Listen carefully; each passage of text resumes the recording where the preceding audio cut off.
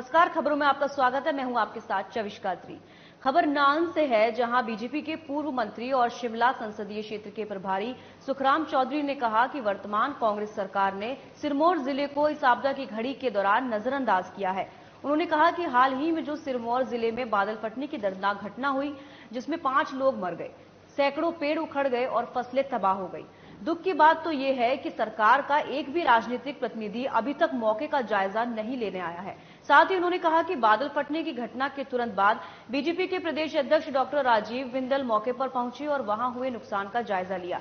उसके बाद नेता प्रतिपक्ष जयराम ठाकुर और शिमला से सांसद सुरेश कश्यप ने भी मौके का जायजा लिया, लेकिन कांग्रेस सरकार के एक मंत्री ने जायजा लेना जरूरी नहीं समझा। हिमाचल प्रदेश के हमारे विपक्ष के नेता आदरणीय जयराम ठाकुर जी विनोद के परिवार के बीच में संतावना देने पहुंचे। वो सिरमौरी ताल में मौके का उन्होंने मुआयना किया और जो विनोद का परिवार है,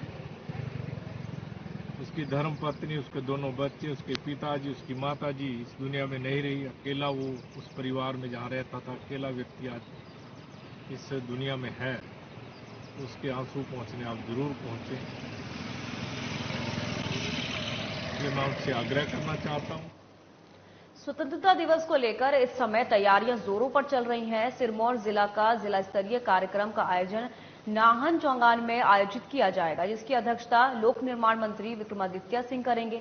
15 अगस्त को परेड प्रमुख आकर्षण रहता है और इसी को लेकर इन दिनों पुलिस के महिला पुरुष जवान, होमगार्ड जवान, एनसीसी, एनएसएस के वॉलंटियर चौगान में अभ्यास कर रहे हैं। वहीं अतिरिक्त पुलिस अध्यक्ष सोमदत्त खुद परेड के अभ्यास का निरीक्षण कर रहे हैं। 15 अगस्त को लेकर के हम अभ्यास करवा रहे हैं, जिसमें कि पुलिस और होमगार्ड के अतिरिक्त कॉलेज और स्कूल के बच्चे हैं जो एनसीसी और एनएसएस और अन्य वॉलंटियर्स हैं, तो रिहर्सल कराई जा रही है। स्वतंत्रता दिवस के उपलक्ष्य में मनाए जा रहे हर घर तिरंगा कार्यक्रम के अवसर पर आज डलहौजी नगर में स्थानीय प्रशासन, रमणीय समाज सेवी संस्था और डलहौजी प्रेस क्लब के सौजन्य से एक विशाल तिरंगा यात्रा का आयोजन किया गया। इस तिरंगा यात्रा का नेतृत्व तहसीलदार रमेश चौहान ने किया। उनके साथ डलहौजी पब्लिक स्कूल के अध्यक्ष डॉक्टर कैप्टन जीएस ढिल्लो, रमणीय संस्था की अध्यक्षा रेणु चौधरी भी मौजूद रही। वहीं तिरंगा यात्रा में डलहौजी के विभिन्न स्कूलों के सैकड़ों विद्यार्थियों, स्थानीय लोगों, प्रशासनिक अधिकारियों व कर्मचारियों और यहां घूमने आए पर्यटकों ने भी बढ़ चढ़कर भाग लिया। It's a great occasion and calls for a great celebration. Thank you.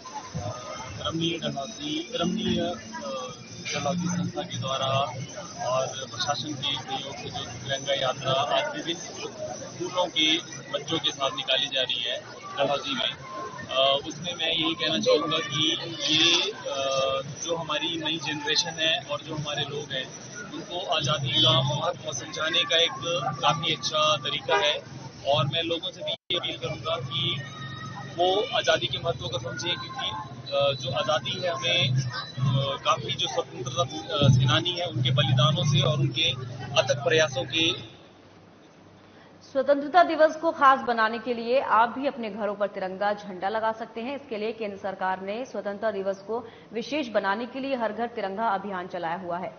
पिछले साल की तरह इस साल भी डाक विभाग की ओर से हर घर तिरंगा अभियान चलाया जा रहा है। डाक मंडल धर्मशाला के डाक अधीक्षक सुरेंद्र पाल शर्मा ने बताया कि बीते साल की तरह इस बार भी डाक विभाग को जिम्मेदारी दी गई है कि राष्ट्रीय ध्वज को हर घर तक पहुंचाया जाए, जिसके लिए डाक विभाग को 50,000 राष्ट्रीय ध्वज घर घर तक पहुंचाने का लक्ष्य दिया गया है। उन्होंने बताया कि हर तिरंगे की कीमत 25 रुपए निर्धारित की गई है। सप्लाई में देरी आने के कारण अभी तक लगभग 7,000 तिरंगों की बिक्री हुई है। अभी बिक्री की प्रक्रिया जारी है।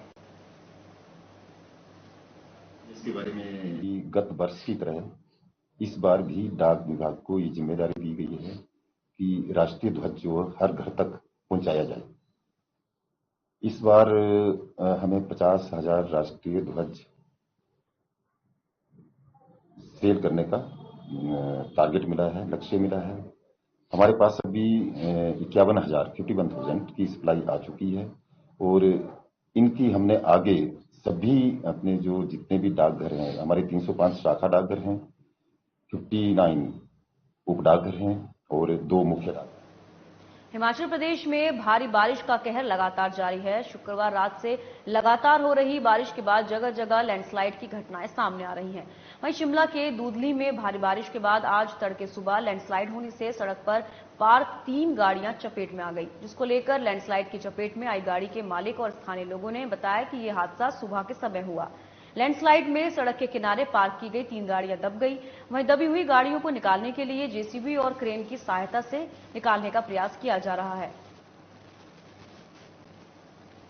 तो आपको बता दें कि लैंडस्लाइड की खबरें लगातार सामने आ रही हैं और इसी चलते शिमला में फिर से लैंडस्लाइड की तस्वीरें सामने आई और आप तस्वीरों में देख सकते हैं 3 गाड़ियों में का हादसा हुआ है लैंडस्लाइड के बाद। और आप तस्वीरों में देखिए किस तरीके से पेड़ टूटे हुए हैं और सड़कों पर पहाड़ दरक कर नीचे गिरे हुए हैं, जिसके चलते 3 गाड़ियों को नुकसान हुआ। सर, मेरा नाम सुरेश कुमार है और मैं दुधली से हूँ। ये जो लैंडस्लाइड हुआ है ये अपर दुधली में हुआ है और आप देख सकते हो इसमें 3 गाड़ियां जो है चपेट में आ चुकी है, बुरी तरह क्षतिग्रस्त है और प्राकृतिक के तकरीबन 10 पेड़ जो है इसकी लपेट में आ चुके हैं। इसमें लगभग 4-5 गाड़ियां लपेट में आई है। इसमें मेरी गाड़ी भी थी और ये हादसा लगभग 5:45 के आसपास का हुआ सुबह का। इसमें सारा पहाड़ ऊपर से दरका है और कम से कम 15-20 पेड़ आए इसकी चपेट में। आपने गाड़ी नुकसान तो मुझे लगता है 50-60 हज़ार का नुकसान हो गया।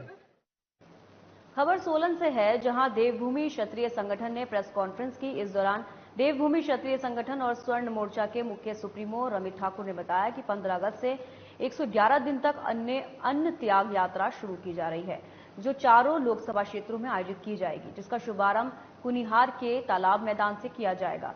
वहीं रमित ठाकुर ने बताया कि इस दौरान स्वर्ण समाज के मुद्दों, समानता का अधिकार, बेरोजगारी, महंगाई के मुद्दों को जनता के सामने रखेंगे। उन्होंने कहा कि इस बार देवभूमि क्षत्रिय संगठन चारों लोकसभा क्षेत्रों में चुनाव लड़ेगी।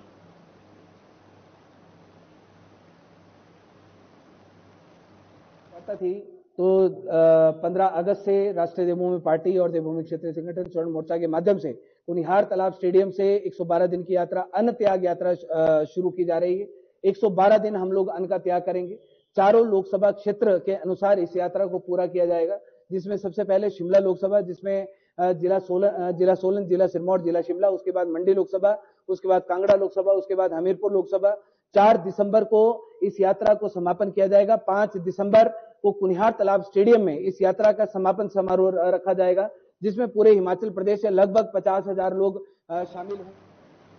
कुल्लू में अब आई फ्लू के मामले भी बढ़ रहे हैं, तो ऐसे में अब स्वास्थ्य विभाग ने भी सतर्कता बरतनी शुरू कर दी है। स्वास्थ्य विभाग के द्वारा अलग से एक स्पेशल वार्ड की व्यवस्था की गई, ताकि आई फ्लू से संक्रमित लोगों का वहां पर इलाज किया जा सके।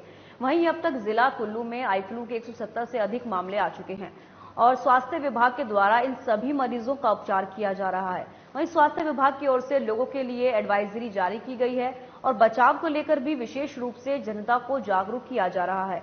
सीएमओ डॉक्टर नाराज पवार ने बताया कि आई फ्लू एक वायरस डिजीज है और बैक्टीरिया के माध्यम से ये एक दूसरे में फैलता है, जिसको लेकर उन्होंने सतर्कता बरतने की सलाह दी है।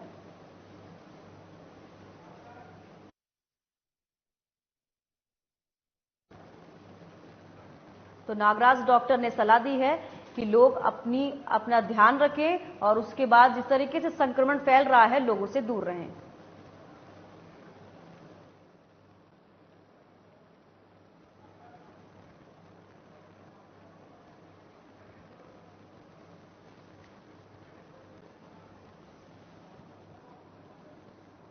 तो कुल्लू में जिस तरीके से आई फ्लू बढ़ रहा है, उसको लेकर प्रशासन सख्त नजर आ रहा है और साथ ही अस्पतालों में भी काफी सुविधाएं की बनाई जा रही हैं, ताकि लोग जो हैं संक्रमित हैं अगर आई फ्लू से, तो उनका बेड अलग रहे ताकि दूसरे लोगों में संक्रमण ना फैले। तो वहीं स्वास्थ्य विभाग की ओर से लोगों के लिए एडवाइजरी जारी की गई और बचाव को लेकर भी विशेष रूप से जनता को जागरूक किया जा रहा है। सीएमओ डॉक्टर नागराज पवार ने बताया कि आई फ्लू एक वायरस डिजीज है और बैक्टीरिया के माध्यम से ये एक दूसरे में फैलता है, जिसको लेकर उन्होंने सतर्कता बरतने की सलाह दी है।